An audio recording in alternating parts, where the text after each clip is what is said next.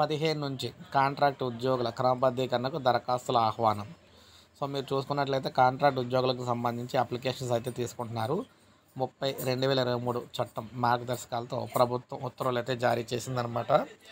మొత్తం మీద చూసుకుంటే కాంట్రాక్ట్ ఉద్యోగుల క్రమబద్ధీకరణకు ప్రభుత్వం ఆమోదించిన చట్టం 30/2023 ప్రకారం అర్హులైన వారు ఈ నెల 15 నుంచి దరఖాస్తు చేసుకోవాలని ప్రభుత్వం పేర్కొందనమాట.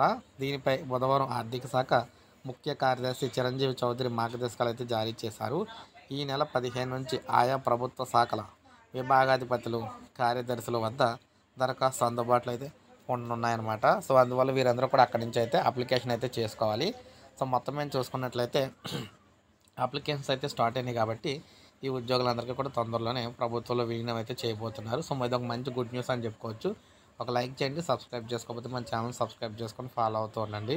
ఇలాగే మీకు అతి ముఖ్యమైన అప్డేట్స్ అన్నీ కూడా మిస్ అవ్వకుండా అందిస్తూ ఉంటాను మన ఛానల్ ద్వారా.